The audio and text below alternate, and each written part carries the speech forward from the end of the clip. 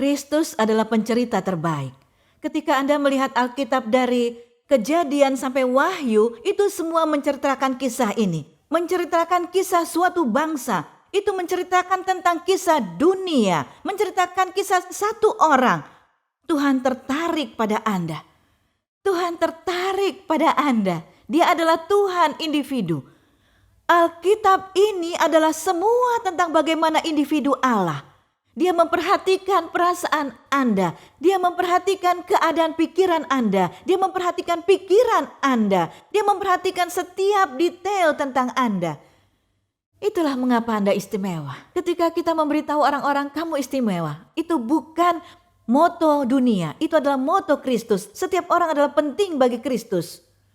Dia peduli. Dia peduli.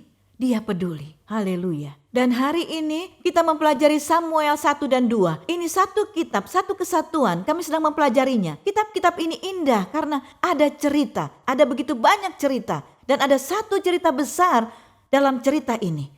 Tuhan suka menceritakan kisah ini. Kita bicara tentang 150 tahun.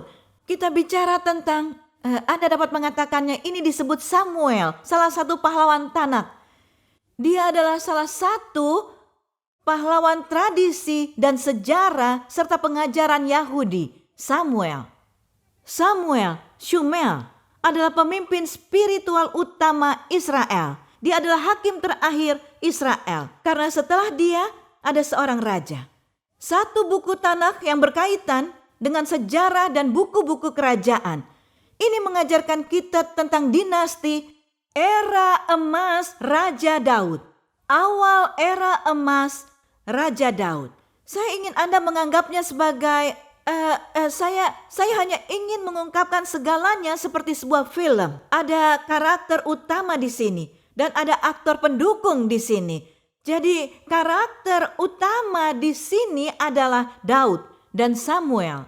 Kemudian ada karakter utama lainnya seperti Saul. Kemudian kita memiliki aktor pendukung lainnya seperti Eli dan seperti Yoab, seperti Yonatan, seperti Absalom. Mereka semua adalah aktor pendukung. Tapi karakter utama di sini adalah Daud dan Samuel. Itu dimulai dengan Samuel dan berlanjut dengan Daud.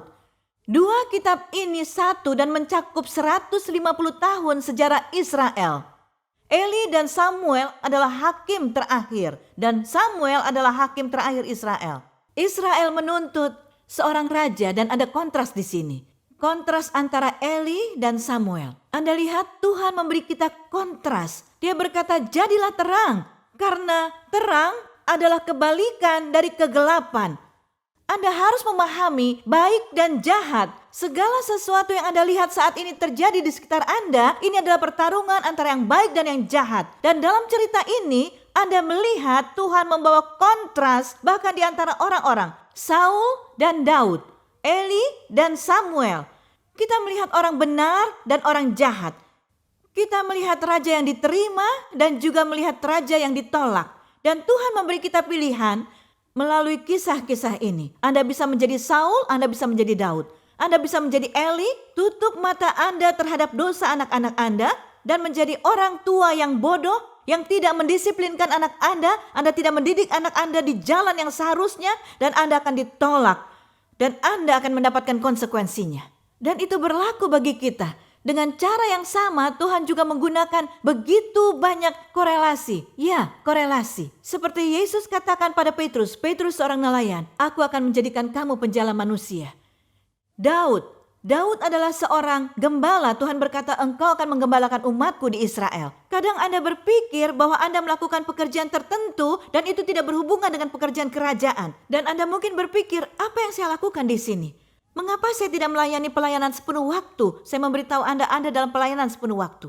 Dimanapun Anda bekerja, Anda berada dalam pelayanan sepenuh waktu. Anda tidak perlu mendapatkan gaji dan surat penahbisan resmi agar seseorang dapat memberitahu Anda adalah pendeta yang ditabiskan. Ketika Tuhan menahbiskan Anda dan mengurapi Anda, tidak peduli apa yang Anda lakukan, Anda berada dalam pelayanan sepenuh waktu. Anda adalah pendeta penuh waktu di rumah, pendeta penuh waktu di tempat kerja. Kemudian setelah kontras itu kita melihat kontras ketidaktaatan dan ketaatan. Tuhan memulai sebuah dinasti dengan Daud. Ini disebut era emas mereka. Samuel seorang nabi, dia seorang imam, dia seorang hakim dan seorang pemimpin militer. Ada dua pemimpin militer dalam perjanjian lama yang kita lihat. Dua pemimpin militer, salah satunya Yosua dan lainnya Daud. Mereka adalah prajurit. Mereka adalah pria pemberani, gagah perkasa. Dan mereka menaklukkan kerajaan. Mereka tidak takut untuk melawan raksasa. Mengapa mereka tidak takut? Karena mereka tahu siapa yang ada di pihaknya. Begitu Anda tahu siapa di pihak Anda tidak takut pada kejahatan. Seperti yang dikatakan Daud. Jadi kita akan pergi ke karakter di sini. Dan ketika saya mengungkapkan semuanya kepada Anda, saya hanya mempertimbangkan bahwa Anda sudah membaca 1 dan 2 Samuel sebelum Anda datang ke sini. Jadi Samuel adalah karakter utama di awal dan Nebiim Rishonim atau nabi-nabi sebelumnya mengikuti kitab Yosua dan Hakim-Hakim dan tulisan-tulisan bersejarah dari teks Mazoret. Samuel dianggap sebagai hakim terakhir di Israel. Persamaan antara dua putra Eli dan dua putra Harun adalah putra Eli melahirkan Ikabat, kemuliaan telah berangkat. Putra-putra Harun melahirkan api aneh, kemuliaan dihabiskan. Jadi Anda dapat melakukan dua hal dengan kemuliaan ketika Anda bermain-main dengan Tuhan. Tuhan tidak bisa dipermainkan. Ketika Anda tidak menghormati kemuliaan Tuhan, itu akan pergi. Ketika Anda mendukakan Roh Kudus, dan tidaklah sulit untuk mendukakan Roh Kudus. Anda dapat dengan mudah mendukakan Roh Kudus. Saya ingin Anda tahu, sikap Anda, perilaku Anda, pola pikir Anda, semuanya bisa. Karena Roh Kudus adalah roh yang lemah lembut. Lembut bisa juga berarti peka dan juga berarti suci. Beberapa orang berkata, saya ingin dibaptis dengan Roh Kudus, tetapi namanya kudus. Anda tidak akan bekerja dalam karunia dan buah Roh Kudus ketika Anda mengolok-olok Roh Kudus. Jadi Anda melakukan dua hal dengan kemuliaan yang salah. Satu, jika Anda tidak menghormati kemuliaan Tuhan, itu akan menjadi ikabat. Kemuliaan akan pergi. Kebangunan rohani dimulai, kebangunan rohani berakhir. Mengapa kebangkitan berakhir? Karena kemuliaan pergi. Ketika ada perebutan kekuasaan, maka ada perselisihan. Kemudian orang menjadi begitu penuh dengan diri sendiri setelah kebangunan rohani, mereka mendapat perhatian. Dan ada perpecahan, kemuliaan hilang. Atau dosa di gereja, kemuliaan hilang. Ada gereja-gereja yang saya kunjungi untuk memberi kesaksian dan bicara di konferensi mereka. Ada satu gereja yang saya kunjungi segera setelah saya masuk, saya merasa saya masuk ke dalam neraka. Ini yang saya rasakan. Dan Tuhan berkata ini adalah sinagoga setan. Hanya satu kali terjadi pada saya dari 100 tempat yang saya kunjungi. Dan itu di pantai lain di Amerika. Dan ketika saya pergi, roh kekuatan kegelapan yang luar biasa menghantam saya. Saya bisa merasakannya secara nyata. Dan saya bertanya, Tuhan, apa yang akan aku lakukan? Aku harus pergi? Tidak, tetaplah. Karena ada beberapa orang di sini, mereka perlu diselamatkan. Mereka perlu dibangkitkan. Kamu tetap di sini. Jika aku mengirim kamu ke klub setan, pergi dan bicaralah. Karena ada orang yang perlu diselamatkan di sana. Jadi Anda tidak bisa mengatakan aku tidak akan ke sana ketika Tuhan memanggil. Anda pergi ke rumah bordil jika dia memanggil. Anda pergi ke strip club jika dia memanggil Anda. Putri saya melakukannya. Bahkan dia bertemu suaminya di sana. Mereka terlahir sebagai misionaris. Jadi Anda tidak tahu rencana Tuhan. Kemudian hal lain yang terjadi ketika Anda pergi ke api aneh. Seperti anak Harun, ketika Anda bermain dengan kemuliaan, ketika Anda menandai kemuliaan, ketika Anda bercanda dengan kemuliaan, ketika Anda tidak menganggap serius kemuliaan itu, api akan memakan Anda. Kemuliaan Tuhan memakan Anda. Anda lihat, Anda tidak dapat menggunakan kemuliaan Tuhan untuk kemuliaannya demi keuntungan Anda, keuntungan gereja. Tuhan tertarik pada dua hal, pembinaan dan pemuliaan. Bertahun-tahun lalu Tuhan bicara, kamu ingin diterima seperti malaikat Tuhan. Sekarang berbicara, kamu akan melakukan dua hal. Jangan hanya ingin menghibur orang. Jika saya mengatakan sesuatu yang lucu, hanya karena saya lucu. Saya tidak sengaja mencoba untuk menjadi lucu. Saya hanya lucu. Tapi dia berkata kepada saya dua hal. Saya memiliki selera humor Timur Tengah, saya tidak bisa menahannya. Saya mengatakan beberapa hal, itu lucu bagi Anda. Tapi saya tidak mencoba untuk menghibur Anda. Saya tidak mencobanya karena Tuhan berkata kepada saya, kamu akan melakukan dua hal. Itu harus membangun, itu untuk memuliakan. pembangunan gereja, pemuliaan Tuhan. Maka Tuhan berkenan. Ya, dan itu sangat selaras dengan dua perintah. Kasihilah Tuhan dengan segenap hati, pikiran, jiwa, dan kekuatanmu, pemuliaan. Kasihilah sesamamu manusia seperti dirimu sendiri, membangun. Itu penting untuk Anda pahami.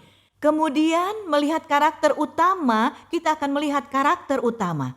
Ini dimulai dengan Samuel.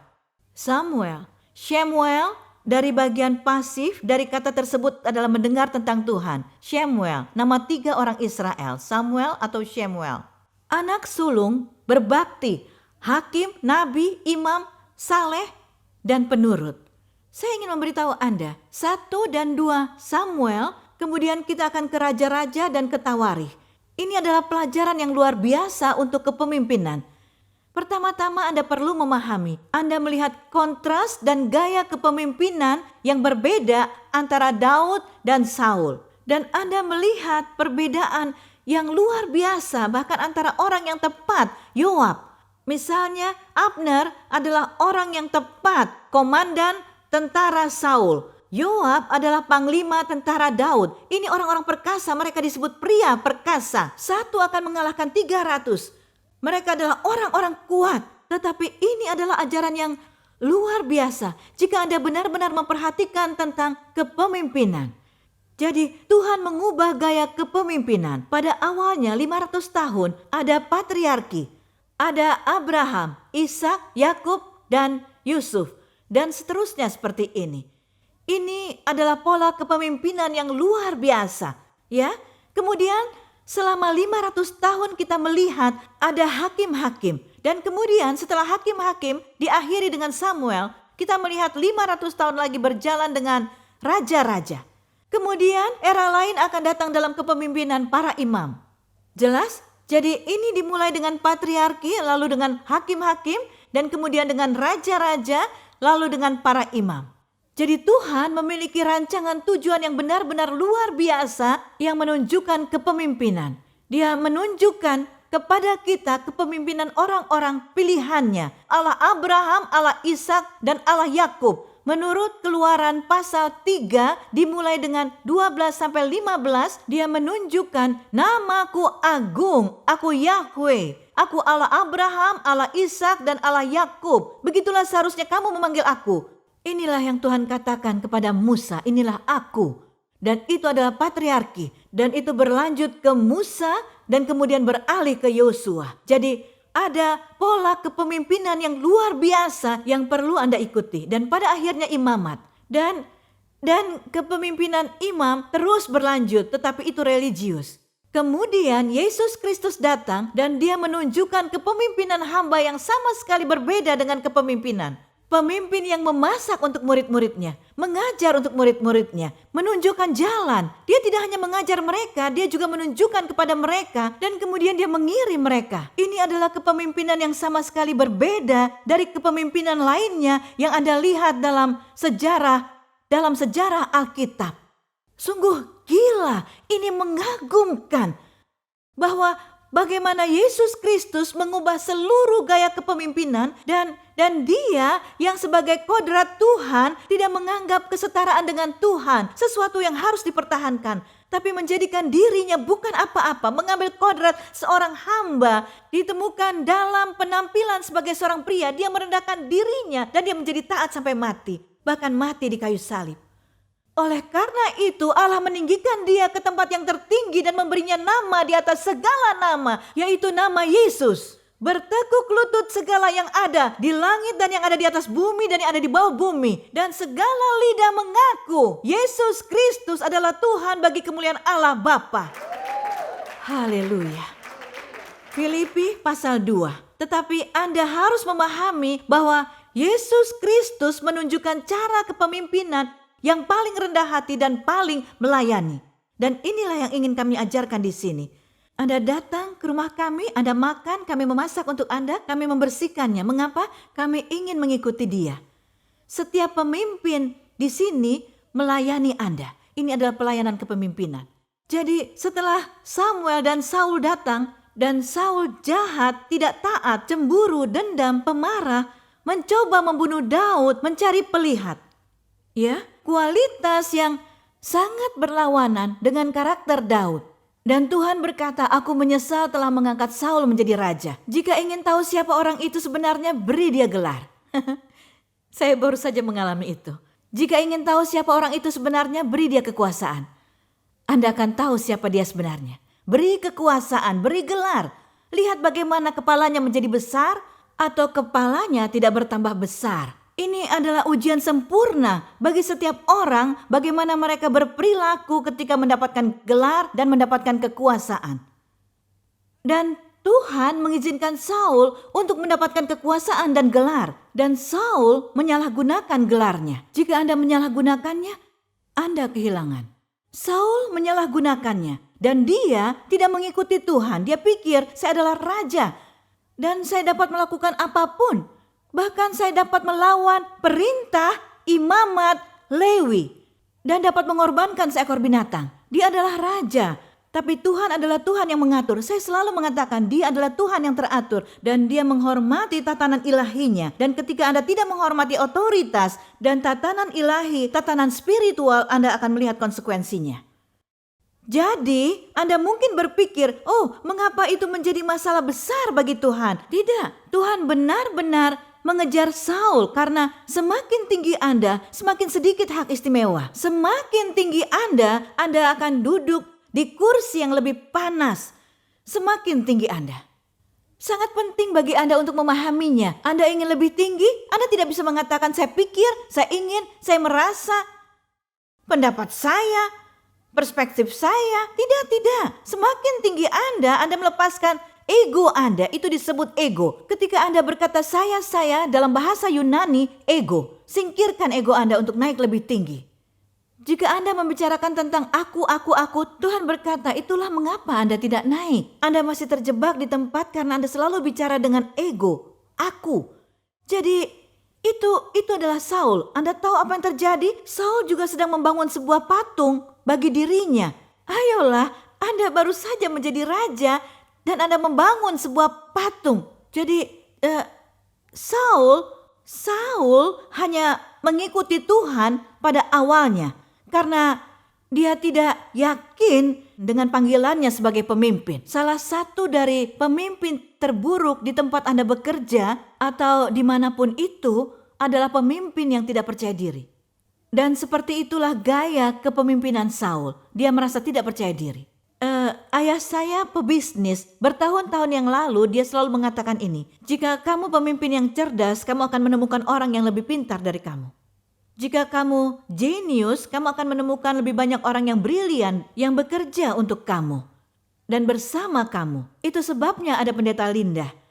Ada juga Dr. Hanisha. Itulah sebabnya saya memiliki kepemimpinan pendeta. Mereka memberikan segalanya. Mereka melampaui saya dalam banyak hal. Anda tahu, itu tidak menyakiti saya. Itu memberkati saya. Tapi jika Anda pemimpin yang tidak percaya diri, setiap kali seseorang menjadi kuat di tim Anda mulai berjuang. Jika mereka akan mengambil posisi Anda mulai menjaga diri. Anda tidak perlu seperti itu. Anda harus bangga dengan hal yang Tuhan berikan kepada Anda. Berdoalah untuk orang-orang hebat. Jika Anda memiliki mimpi yang besar, berdoalah untuk orang-orang hebat. Anda butuh mereka untuk mengangkat tangan Anda. Anda butuh mereka untuk datang. Namun Saul tidak seperti itu. Karena Tuhan mendatangkan orang yang hebat. Raja Daud. Seorang anak gembala kecil dan dia diintimidasi. Karena orang-orang mulai berkata, Saul membunuh 1.000, Daud membunuh 10.000. Dan itu adalah akhir dari cerita. Saul mendengar satu pujian tentang Daud, dia menjadi musuhnya. Saul memiliki masalah kecemburuan yang serius. Daud adalah pemazmur, gembala, pemberani, gagah, pejuang, adil, bungsu dari 8 bersaudara. Bersemangat untuk Tuhan, pria yang berkenan di hati Tuhan, menghargai dan menghormati otoritas. Dia menghormati Saul. Diurapi sebagai raja, orang yang pendiam, membayar untuk pelanggaran, membunuh orang yang tidak bersalah, melakukan perzinahan, mengingini istri orang lain. Dan hidupnya berubah menjadi kacau. Jadi hidup Daud, saya pikir itu yang terbaik ketika dia menjadi seorang gembala. Dia adalah seorang gembala. Dia berada di ladang hijau. Saya selalu ingin memiliki ladang hijau dan sekarang kami mendapatkannya. Tapi Daud seorang gembala, dia memiliki domba. Dia menggembalakan kawanan domba. Oh ya, Itu adalah kehidupan yang menyenangkan. Kemudian kepemimpinan dimulai. Dan kepemimpinan itu berantakan. Apa yang terjadi pada Daud? Daud juga dikenal sebagai Nim Zimrod Israel.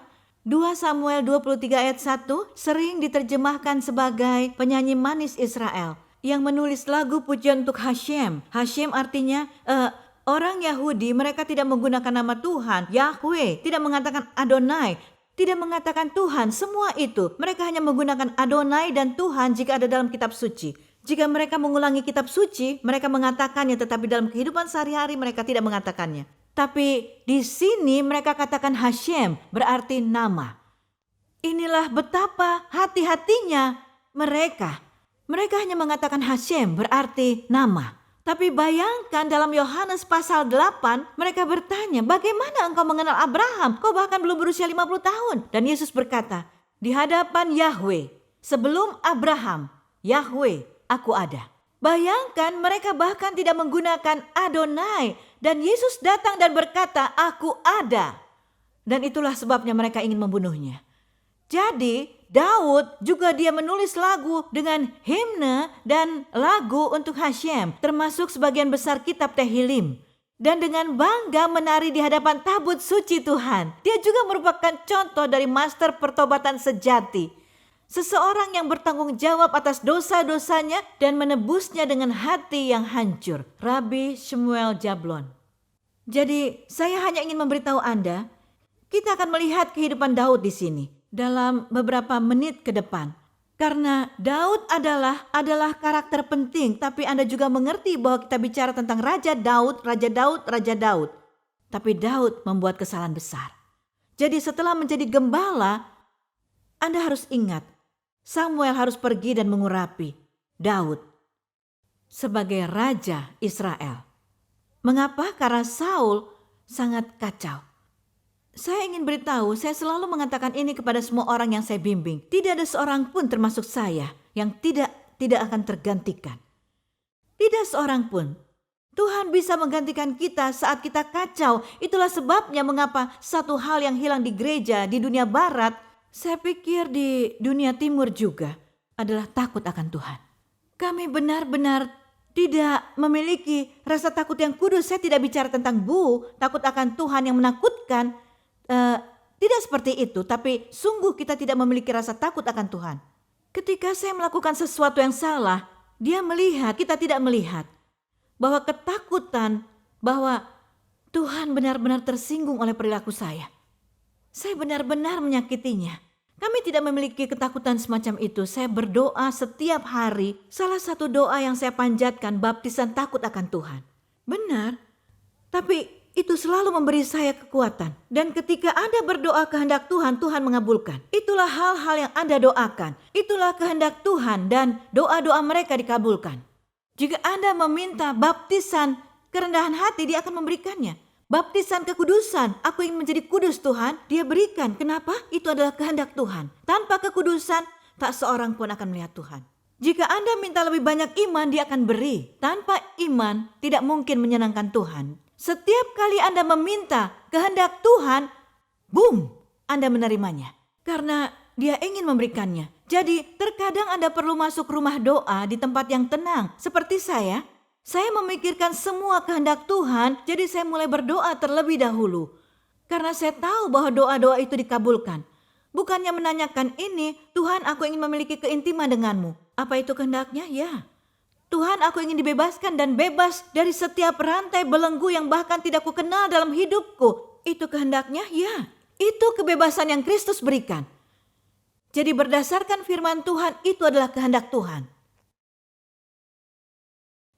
Pernahkah Anda mendengar seorang wanita yang sebelumnya beragama lain memulai sebuah gereja di Amerika? Isaac Abla yang sebelumnya beragama lain menjadi penginjil Kristen baru-baru ini memulai sebuah gereja di Amerika. Bertahun-tahun Isaac Abla menjangkau dunia agama lain dengan kasih Kristus melalui program televisi dan media sosial. Program TV Isaac disiarkan di lebih dari 200 negara di 6 benua dan memiliki pengikut Facebook sebesar 7 juta orang. 2016, Isik memulai pelayanan gereja virtual Dream Church yang disiarkan secara langsung di Facebook Live, di mana semua bahasa, suku, dan bangsa bersatu dalam kasih Tuhan. Di seluruh dunia, orang dari berbagai negara menyaksikan pelayanan mereka dan diberkati oleh mereka dan tim. Sekarang Dream Church ditayangkan di Mesir, Irak, Afghanistan, Arab Saudi, Pakistan, India, Kenya, Inggris, Jerman, Swedia, Amerika, Kanada, Amerika Latin, dan masih banyak lagi. Saat ini Isik menerima panggilan Tuhan untuk mengembangkan Dream Church, bukan hanya menjadi pelayanan online, tapi gereja sungguhan di Virginia Beach, Virginia. Tuhan mulai memanggil saya, aku memiliki mimpi untukmu. Dan aku akan membawamu ke tempat yang tidak pernah kamu pikirkan. Wanita yang sebelumnya beragama lain membangun gereja di Amerika. Itu luar biasa. Tapi yang saya ingin tahu, visi dan mimpi untuk Dream Church ini berasal dari mana? Orang-orang mulai menulis kepada kami dari Afghanistan, Arab Saudi, dari Irak, dan berbagai negara. Mereka berkata, saya tidak terpenuhi di sini, atau saya tidak bisa ke gereja karena saya berada di lingkungan agama lain yang radikal. Orang-orang berkata, ini gerejaku, ini gereja impianku. Dan kami memulainya secara virtual, lalu Tuhan memanggil saya untuk mengubah gereja virtual menjadi gereja sungguhan. Aku ingin engkau memperlengkapi umatku. Aku ingin engkau membangun tentara Allah. Aku ingin engkau memberitahu siapa mereka di mataku. Ini adalah sesuatu yang tumbuh dan sesuatu yang menyebar luas. Apa yang Tuhan mau adalah umatnya merasakan kasih-Nya. Saya suka itu, kebebasan itu. Karena saya sudah lihat beberapa ibadah online yang isinya tentang kebebasan, sukacita, cara-cara kita melihat Tuhan bergerak di gereja. Visi kami adalah memperlengkapi orang dan mengaktifasi orang. Malam ini Tuhan ingin mengungkapkan identitas kita. Karena banyak orang yang duduk di sini dengan potensi, tapi mereka kehilangan diri mereka. Lebih besar lagi, kami bergerak untuk kebangkitan rohani. Kami berdoa untuk kebangkitan dan kebangunan rohani. Apa mimpi Anda untuk Dream Church? Mimpi saya adalah semua orang hadir dan merasakan kasih Tuhan. Mereka merasa bagaikan bagian dari keluarga Allah. Dan mimpi saya untuk Dream Church adalah agar api kebangkitan rohani menyala di bangsa-bangsa. Saya perkatakan, malam ini bersama Dream Church, mimpi Anda akan terpenuhi dalam nama Yesus Kristus. Saya perkatakan malam hari ini, Anda tidak akan menjadi yang terbawah. Anda tidak akan menjadi kedua terbaik. Anda harus tahu bahwa Anda adalah pilihan utama Tuhan.